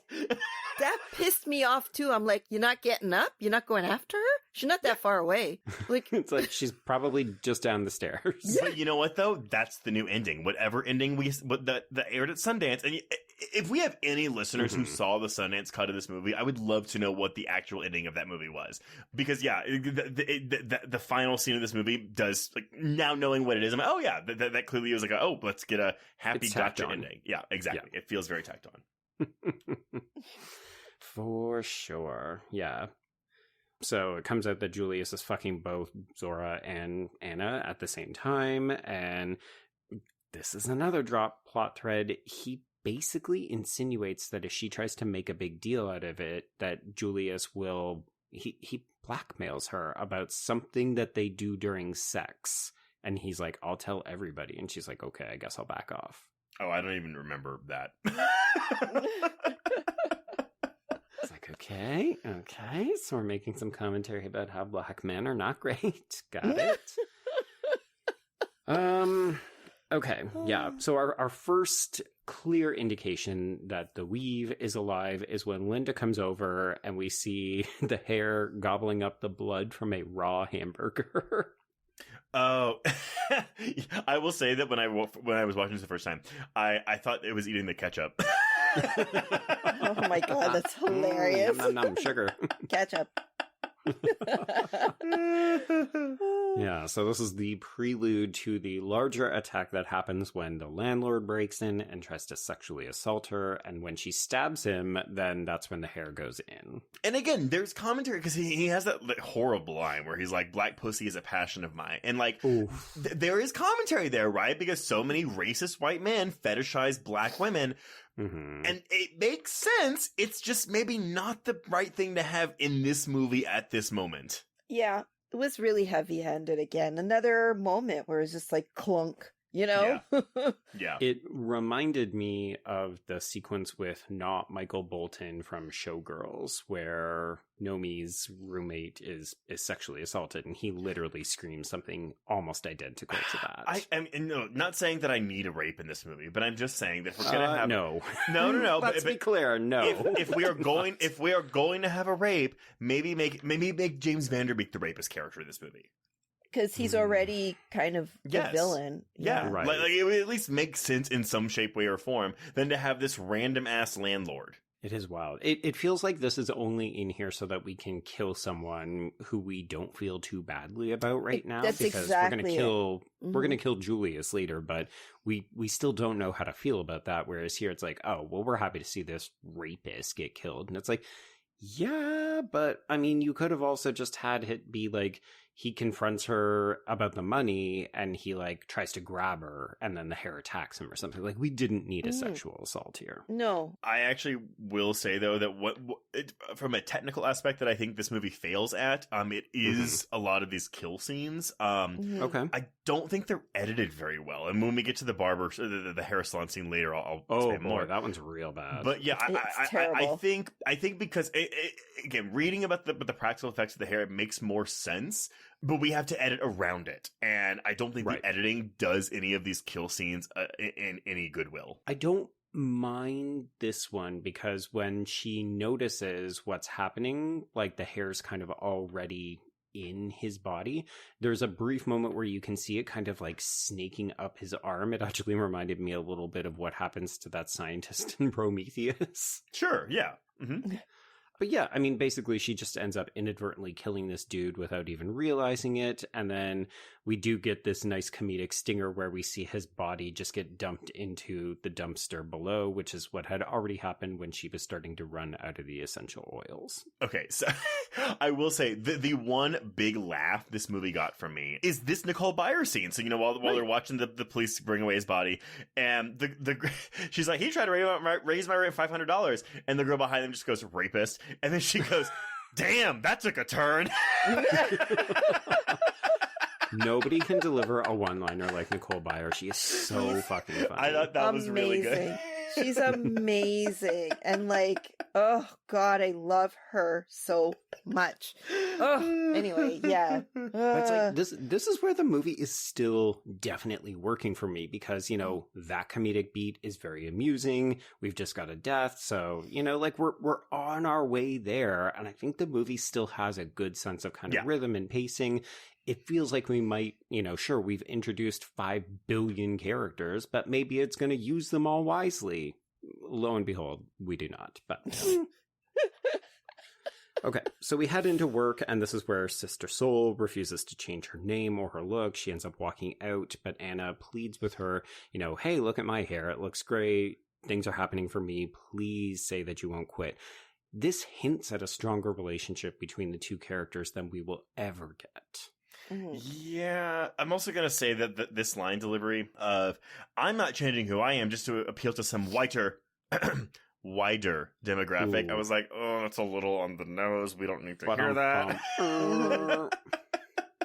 Yeah. I mean, and the thing is, you wouldn't really... So they were on their own. They were talking... Just the two of why them. would she correct herself? Yeah, why would she need to do that? You know? I think that was in front of Zora and like the whole meeting. Right. Oh, was it? Okay. But nevertheless, though, I was like, I get it, movie. I get it.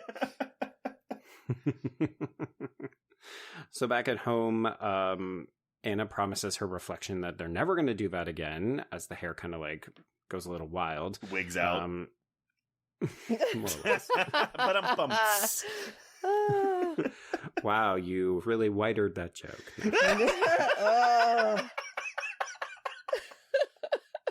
But yes, we do see that she is running out of this essential oil, so she's like really squeezing that bottle. And when she goes into the office the next day, she does see that Sista has gotten a new weave, and she's like full of confidence. She's pitching Zora on some stuff.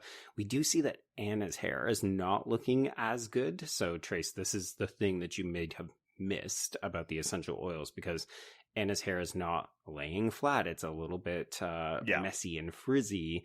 And this is when Zora asks, you know, like, oh, the pink stuff is not enough. But before Anna can follow anything up with that, that's when Julius comes in.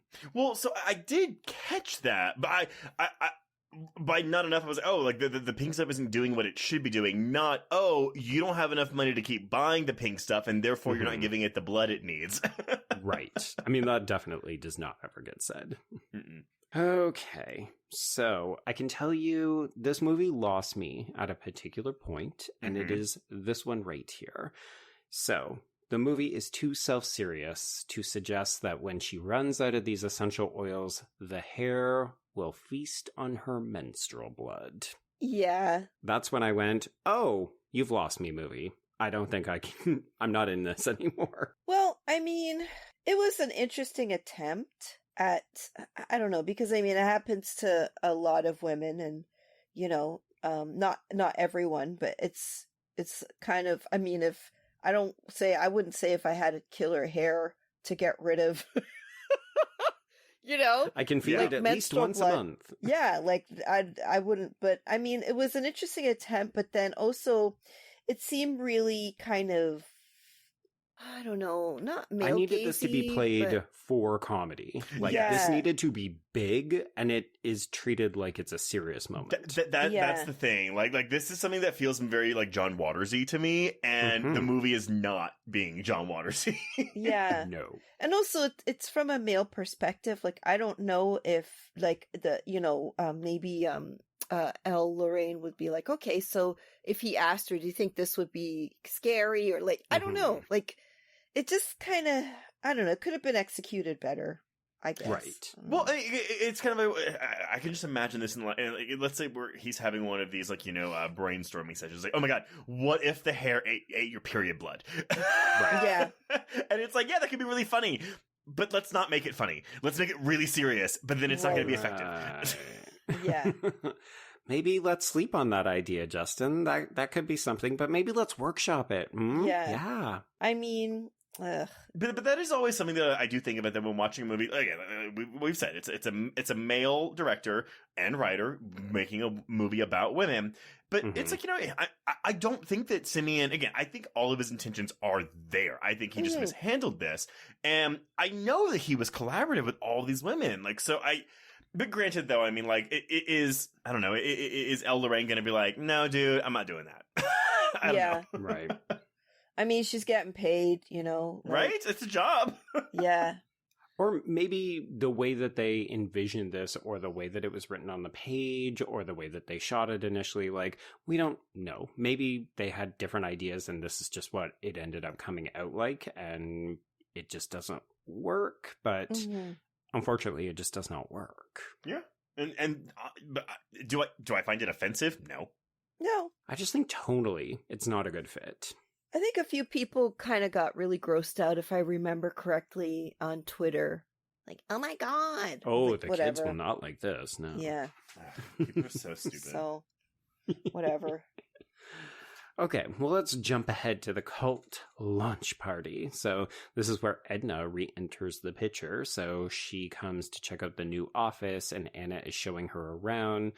This is where Edna reveals, oh yeah, I had the opportunity to take Zora's position. Like, I could have done this whole reimagining, rebranding exercise, but she didn't want to compromise her values.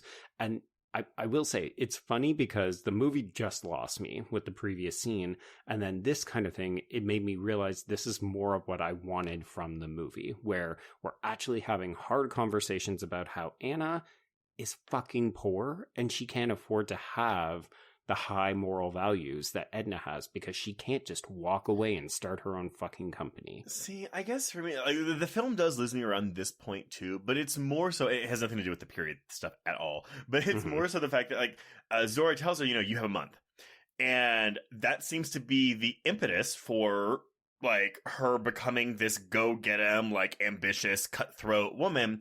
Sure. But it happens between scenes. I don't see that transition. It's just Zora's line. And I'm kind of like, this doesn't work, movie. It doesn't work for me at all. I don't buy this change in this character. And then she kills someone and then goes right back to being good old Anna again. Yeah. Because I actually was like, well, at the end, it's like, well, why has Anna not suffered any consequences? She was possessed by this hair.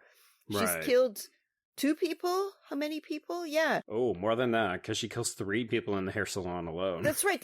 So, like, yeah, like 4 people, and, like, there's no consequence. And it just didn't work for me in that way as well. Yeah, there isn't any kind of moment of realization or comeuppance or even, like, punishment. Not that I'm saying, like, this movie needed to end with Anna in fucking jail or something. But no. Maybe it originally did. Well, that could have been the other dark ending, yeah. I mean, she's killed 1 white person, if we're gonna do the count, right? Sure. So she's killed 1 white person, and then she's killed her former mentor, the hairdresser, and the guy she's sleeping with.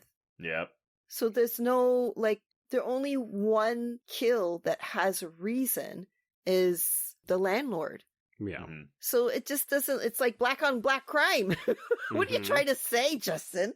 I don't know. It just it doesn't work. Yeah. Thankfully, we do get some pretty heavy telegraphing in this scene. So we end with both Chekhov's scissors, as well as Chekhov's door code, as well as Chekhov's construction sign. Fuck, that's a record. I love it. It's like, oh, we are triple heavy dutying right now. Okay, so this is where Anna goes home with Julius. So Zora and Julius get into a fight outside of the party.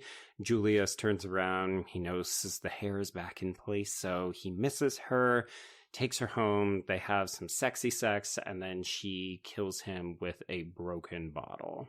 And then we get another shot of her family dressed in African garb sitting at this table staring at her. Yes, correct. I wonder, like, are we meant to infer that every kill then brings her closer to this kind of, like, I don't know, like, high ascension into, like, is it bringing her back to tradition, quote unquote? Is it a judgment? Like her ancestors are That's violent. That's how I took it. Yeah, like or even her feeling guilt over doing this. Like, you know, she's moving more into a, oh god, don't I want to say conformist society by having this weave. And so her traditional family is looking at her like, no, like disapprovingly. Yeah, disapprovingly. Okay. I mean, I think that's probably a better fit. Yeah, because it's in her head. It's on her head. It's true, yeah. Like, I guess this is where she's grappling with the ramifications of what she's done. It's in her head, literally and figuratively. And then the Cranberries wrote a great song about it, yeah. Okay, so she has now killed Julius. She flips out. She runs into the darkened streets. She does happen to run by the wig truck. And then she calls Linda, and I cannot imagine, if you were Linda, what this phone call would be like to receive. This is like, can you read me that story about the slave girl in the wig? Bitch, it's the middle of the night. What are we doing right now? Okay, so here's the thing. So the hair is of the witches from the before time. They need blood to grow strong enough to take over a person's body, then they can come back to the world. Are the witches white? We don't know. Okay. This is where I was also a little bit confused, because I guess because we were reading from a slave lore book, I assumed that the witches in question were black witches. And I was then confused because then we have witches, black witches presumably, taking over the bodies of black women and using them to kill other black women. Yeah. Yeah. Yeah. And that's when Virgie could have come in and given a background on the lore. Right. You know? She could have been Madame Exposition, right? And it would have been at least, okay, sure, it might have been a bit like clunky, but at least it would have given a reason and identified who these witches were. Because, I mean, so I think with Gullah magic and root magic, bad things don't happen unless it's kind of like be careful what you wish for, right? Sure. So there's kind of like a catch, but it's also the intention behind the person. Right. Like if you're good, you wouldn't use it for bad. Yeah. Or like what you want this, like say spell or whatever for. This is just from my research or whatever. And just from like, back in the old country, they're all about obia and that sort of thing. And it's all fairly connected. So, like, it just doesn't make sense that it's so random. I don't know. See, that's so frustrating, though, because even that, to me, is such a great kernel where you could say, oh, because these women have been corrupted by their desire to climb the corporate ladder, aka the sort of, like, white constructed hierarchy, you know, they're all going to turn on each other because they've compromised. Well, but then we're talking value judgments again. It's like, why shouldn't black women want to succeed in business? Yeah, like, right? Fuck this movie. I know. I'm very frustrated right now. It's just not giving, a lot of decent connective tissue here. So, yeah, like what is the message that he would like us to take from this? Because I'll confess, I default just went, oh, we're name dropping witches, and witches are always assumed to be bad. Like that's how horror movies like to treat them, even though of course we know there are plenty of Wicca and there are good witches in lots of lore as well. But I just default assume like, oh, the witches may be black, they might be white, but they're bad because they're witches, and therefore we can't allow them to come back to contemporary times. But then that's also, we're genderizing it, right? Because it's also like, of course it's women. It's women. Women are the bad guys in this movie, preying on other women. I don't know. I don't know. There just isn't enough information here for us to draw from, so we're left to speculate about everything. Yeah. Yeah. And again, root magic is not all bad, right? Right. Yeah. And I mean, look at Eve's Bayou. When Diane Carroll's character, she's part of the community. And she's like a Gullah woman. She's like a root magic woman. And, you know, you go get your fortune read. And I don't know. It just, she's not like, they're not like hanging out with her, but she's not, you know, no one's really afraid of her in that respect. Like she's a part of the community. So I don't know, man. This movie is missing some of that kind of meat. Maybe it's missing a black woman. Yeah, maybe. Maybe. Okay, so Anna tries something different. She realizes the weave is not working out, but she obviously cannot go back to Virgie's. So she goes to Crowned, and this is run by Coral, who is played by MC Light. This is where Edna comes in. They start to have a kind of heart-to-heart. They're forgiving each other. And then the minute that Coral tries to cut into Anna's weave, we got 3 new bodies. This is shot horribly. It's really bad. It seems to crush all their heads, like it bashes their heads like on the floor or the counter or whatever. They fall over like the way that I might fall over, and then they're just dead. Yeah, because it's like, okay, look. Last year when I was in Montreal, I'm so dumb. I was running, so I was staying in this Airbnb, and I was running because I forgot something in my room, and then I ran back, and I was looking in my purse, wasn't even looking at my phone, looking in my purse, and it's weird. It looks like it's a false corner. Mm-hmm. So it's basically a false corner, and I went wham right into the wall. Had a huge goose egg. I had to ice it. I could have actually given myself a concussion. I'm sure the Fantasia team would have loved to have heard. Oh yeah, and then Carolyn gave herself a concussion. You know? She's fine. She's just a little loopy. But, like, I knocked myself out, okay? I saw stars. Wow. And, like, these women falling on the floor, look like they were just laying down, okay? Mm-hmm. I took a harder knock than that, so come on. Carolyn, in the world of this film, you would have been dead. I would have been dead, yeah. Like, deader than dead, because I went into that wall, you know? This is how graceful I am, by the way. But, yeah, like, that scene was terrible. And the blood splatter, the scene... Oh, yeah. Ooh, boy. Come on. It looked bad. Yeah. $8 million worth. Yeah. Yep. Okay, so Anna is now properly horrified. She feels like the only person that she can go to is Zora, because she knows that Zora has spoken to her about these weaves. She was the one who kind of directed her there. So she goes to the office. She finds that Zora has killed Cheryl, the woman who told her not to worry about her finances in the bathroom. And they bond over the fact that, yeah, this hair of theirs has this insatiable hunger that needs to be fed.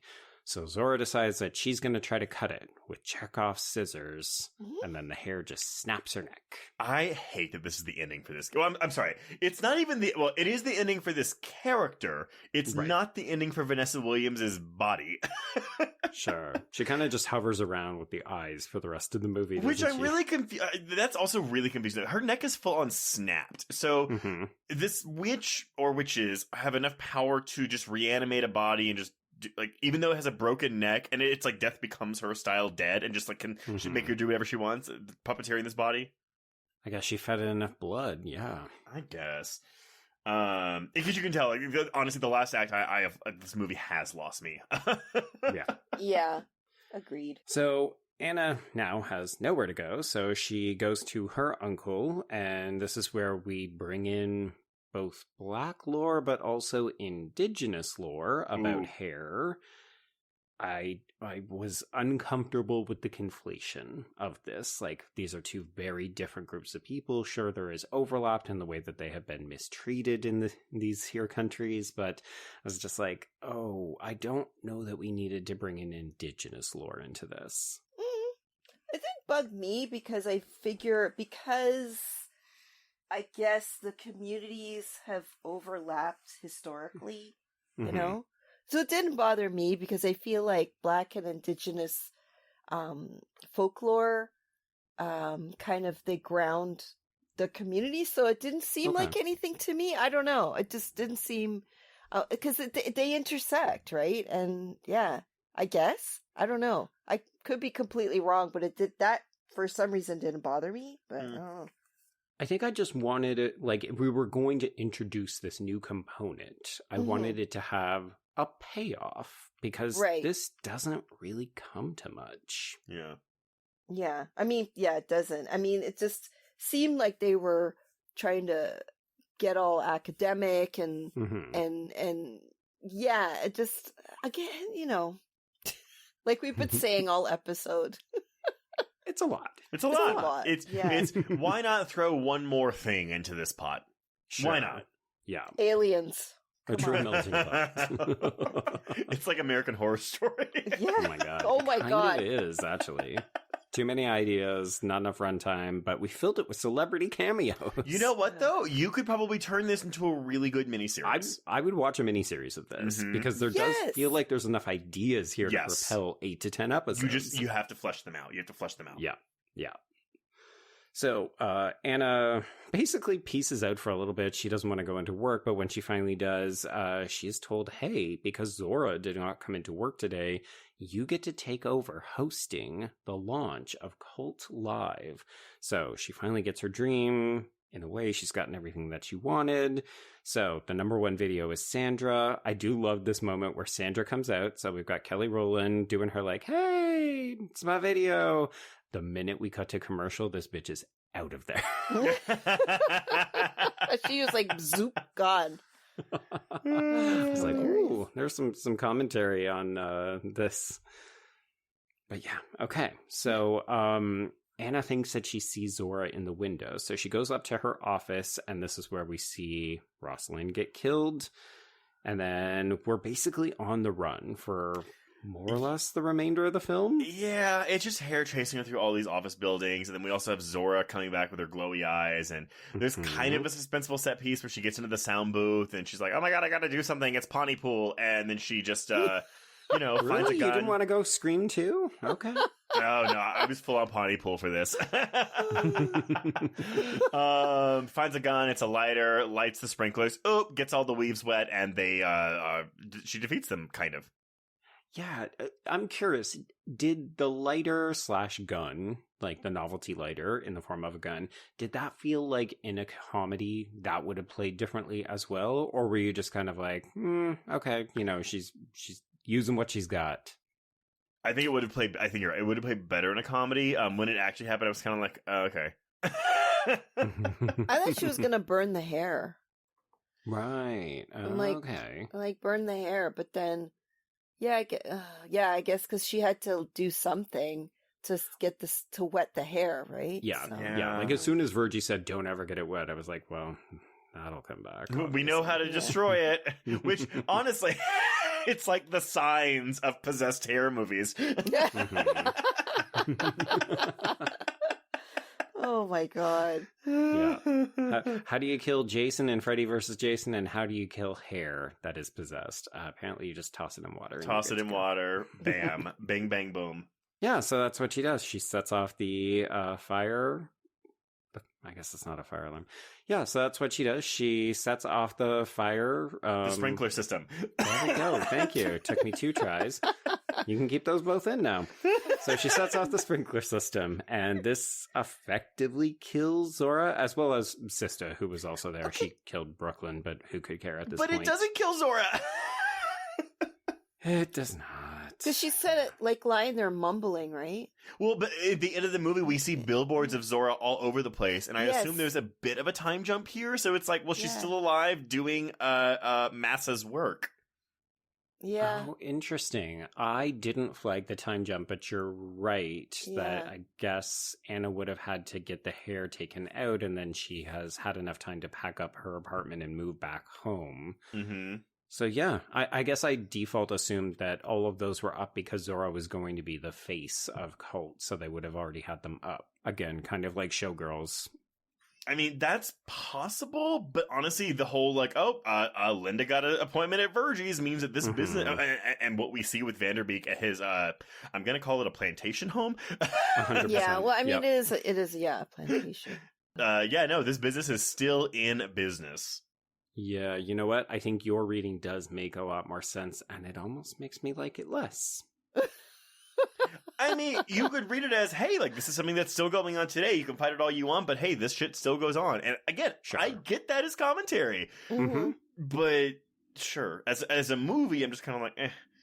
Well, the thing is, I watched a few documentaries on selling hair that for weaves, and it's just really kind of, it's very exploitative.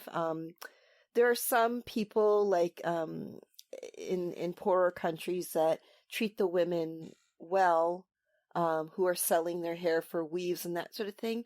But, Right. it's more of he's trying to make it a Black thing, but it's more Yes. of a global thing, and it's a third world country thing. And I don't know, there's something in there that can kind of, maybe you could draw more of a commentary, but I don't know. It just, it's just such a weak ending. And I know, if you look at it on the surface, it's kind of fun. It talks about Black women and hair and whatever, but it just, when you really dissect it, it really needs work. Really. Yeah. And Right. again, going back to women, Black women and hair and stuff like that. What's her name? Ayanna Pressley, is that her name? She's the bald congresswoman. She has alopecia, the Black woman. Oh, yeah. Mhm. And she's a prime example of someone who kind of wore wigs because she felt the pressure as someone in American politics to look the part. And then she's like, screw this. And she took the wig off. She's like, I'm not doing this anymore. It would have been nice to have had that kind of moment. I don't know. Like, just to Anna to have more power instead of her kind of getting out just by, luck. Mm-hmm. I don't know. Yeah, it just doesn't work for me, this film. Yeah. It's a thing where it's like, my 3 out of 5 has definitely become a 2.5 out of 5 as we've talked about this. Keeps dropping. I still, again, I get Simien's intentions. I do like a lot of parts of it. I see all these ideas here. Mm-hmm. They just don't come together in a cohesive whole. I don't find this movie particularly offensive. And of course, that may be different for other people. But it's just kind of... It just doesn't work. It doesn't hold itself together. Yeah, like, it's not a mess. It's not a mess. It's just... It's a bit of a mess. It's unfocused. I don't know... If I hadn't had Simien's quotes, I would not truly know what his intentions were with this film. Oh, exactly. Absolutely not. No. He really taught, like, I was looking through a lot of interviews and YouTube interviews. He was really talking that up. And like there was an African American film critics roundtable interview with him. And and one woman asked him, people are going to ask you why you're doing a film about Black women. And he's like, yeah, I really appreciate, like, he really spun it in his PR. I really appreciate that question. And, I'm trying to open conversations about this. But that starts to feel like a talking point when you see the finished film and you're like, yeah, but did you? Like, it feels like maybe you heard the stories, but then you didn't. I don't know. It's just, I'm reiterating everything we've already said, but it's like, it just feels like he was like, oh yeah, oh, and I'm going to do this. Oh my God, this, I'm going to do this. Oh, I'm going to do this too. I'm going to do this too. And we're going to incorporate everyone's stories. Yes. And again, that is a well-intentioned idea. It's just not feasible. Well, and I think, we haven't really brought in a ton of, like, we haven't name dropped a bunch of people whose reviews we ended up reading, but I do want to highlight Angelica Jade Bastien for Vulture, as well as Jordan Searles for OK Player. And one of the things that both of them reference in their extremely negative reviews of this movie is basically this idea that just because a Black man wants to make a movie about a Black issue doesn't mean that he is the right fit. So this is an interesting piece, I think, for representation where, like, sure, he knows Black hair, but he doesn't know Black women's hair. And I think both of these critics say, it highlights the strange, thorny relationship to the beauty rituals of Black women and the intimate spaces in which they take. But it's like, maybe we're past due as a culture to have this conversation about our Black male cinematic voices. At some point, we must begin to reckon with the way that Black men have shaped American culture's understanding of Black women, our personalities, sexuality, and our hair. So they're kind of like, you had all these well-intentioned ideas, you did not execute them well. Maybe you need to take a step back and let Black women tell Black women stories. 100%. Like, 100%. It couldn't have been more well said, because it's true. And there's a lot, sometimes, I don't know, there's like, within the Black community, can be a lot of tension between Black men and Black women. It's like, this is like a whole other can of worms. Right. But it's like, you you're damned if you do, you're damned if you don't as a Black woman. Like, if you have a job and you're very successful, well, they're like, oh, well, you're going to think I'm a bum, or like Black men kind of react negatively towards that. Or if you're not doing as well, they react negatively towards that. So you can't really win sometimes. And yeah, it's just a very complicated, like, relationship sometimes. But, I gotta give a plug to a professor. I believe she's at York. I'm not sure if she's at York anymore, but her name is Dr. Cheryl Thompson, and she's written a book called Beauty in a Box about the Black hair care industry in Canada. Okay. So I bought it. I haven't read it yet. I'm saving it for my train ride to Fantasia. Okay. But it's like it's not a big book, and I'm just like she's just an incredible professor and researcher and writer. So highly recommend people picking that up, because she's a Black woman, and she's talking about Black women and hair and how the industry and the economy are really leeching Black women for their money, right? Because I mean, we're gonna, you want to look good, so you're going to spend as much money as you can, right? Yeah. Sure. So yeah, it's like a whole economic thing as well, which he didn't. He kind of approached that because she's like gathering. She's asking her aunt for money to go get her hair done, but it could have been delved. I mean, again, he has like everything.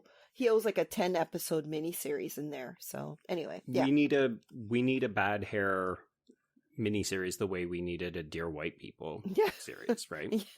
Yeah, I guess. I don't know. Yeah, because we said, at the beginning, like, this kind of petered off that series. Yeah. Yeah. So I don't want to drag out the conversation too much longer, but I did mention that I had a comparison. I thought it might be an interesting way to end the episode. We don't have to make this a long conversation, but I wonder if the two of you have thoughts on how Slacks, the French-Canadian film about imported fast fashion jeans, compares to this, because that is a much more comedic film, but it does have a very heavy dose of political commentary. Trace, I know you don't love Slacks. I just didn't think it was funny. Okay. Like, I thought it had a couple of funny moments. Honestly, the commentary didn't rub off on me really at all. I just it's a movie about killer jeans. I was like, cool, this should be really fun and stupid. And it's kind of just stupid for me. Ooh, okay. I enjoyed it. Yeah, I thought it was fun. I think it kind of, it actually had some decent connective tissue. It was kind of full circle, so it made a lot more sense than this film. Sadly, it made a lot more sense, and I did enjoy it. Yeah, I think that's I think it's a really good comparison, because there's also a cultural aspect where, they've got South Asian workers collecting the cotton, and it's just the conditions are not great. And again, you see, that's a very clear message, whereas you're not really sure what the message is in Bad Hair. So yeah, I mean, you are, but you aren't, right? So well, but that's the thing too, because Slacks is also less than 80 minutes long. Right. Right. So I appreciate brevity, and you're right. It's focused because it's focusing on one aspect of social commentary, where, as we said multiple times, this movie's trying to do too much. So I can respect it for that. I just wish that the satire, I wish it was funnier. I wish it was funnier for me. But but that aside, yeah, I do think it's more effective at what it's trying to do than what Bad Hair is trying to do. So I guess at the end of the day, I mean, I don't think Slacks is a great movie. I like it better than this because it is a little bit more focused. I have a lot of issues with the pacing of that film. It's like we kill a bunch of people and then there's 40 minutes of dead air. But I think, yeah, just by sheer concentrating your message, that movie is a little bit more successful. So if people watch Bad Hair, they didn't quite love it. obviously Slacks is not dealing specifically with Black culture. We're doing more of like an international fast fashion commentary, but maybe give that a try. It might be a little bit more your bag. Yeah. Co-sign on all accounts. All right. Well, that has been Bad Hair, everybody. So before we announce what we're covering next week, Carolyn, first of all, thank you so much for coming to talk about this with us and helping us unpack the many things this movie is trying to do.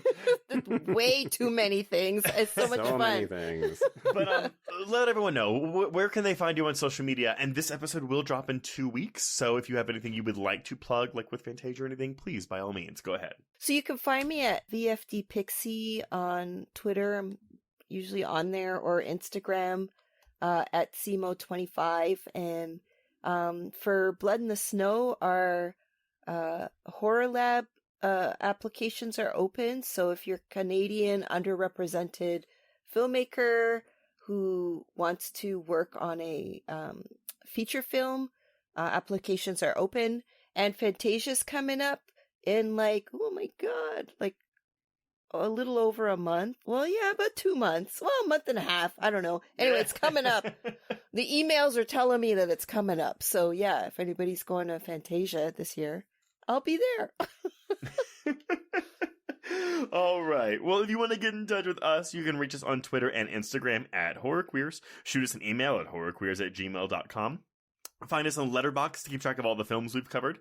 Go to our YouTube channel to check out our interviews with various horror filmmakers, and tune in once a month to hear us talk about our most anticipated horror films for that month. If you want to chat with other listeners, please join our Facebook Horror Queers group. If you have a moment, please rate and review us on Apple Podcasts or Spotify, because that really helps us out. And if you want even more content, please support the show by becoming a patron at patreon.com/horrorqueers. We're in June, so sign up and you get 245 hours of extra content if you sign up at the highest tier. And this month we're catching up on horror TV with discussions of Slasher Ripper and Yellow Jacket Season 2, as well as Rob Savage's Stephen King adaptation The Boogeyman, and the all-black slasher comedy film The Blackening. I can promise you it's more successful than this movie. Oh, it's so good. Good. That's 2 votes for The Blackening. I'm so excited to watch this at my screening next week. We will also be having an audio commentary on the aquatic slasher film Jaws 2, just in time for its 40th anniversary. Joe? Yes? What are we talking about next week? So this is a bit of a weird one, because originally we were going to drop the audio from our live show at Salem Horror Fest a little while ago, Trace, but we had a little bit of technical snafus, so we re-recorded the episode when we got back home. So folks, you will get to hear us talk about The Hitcher. I'm just going to say, too, so, okay, first of all, I think the episode turned out really, really well because I edited this thing. But okay. I had flown back from Salem at 7:30 in the morning, waking up at 5 in the morning, getting home, still working my day job, and then hopping on a call with you to talk about The Hitcher again for an hour and a half. I'm really proud of this episode. I think we did a really, really good job with this. And while I am sad that we cannot give y'all the audio from our live show, I think this turned out really well. Absolutely. And you know what? It sounds like Trace went through hell to make this episode happen, so I definitely feel like maybe people should either give us that review or maybe sign up on Patreon. It's kind of the least you could do. Yeah, do that. Do one of those things. All right, everyone. Well, until next week, we can cross out Bad Hair. Indeed. And cross out Horror Queers.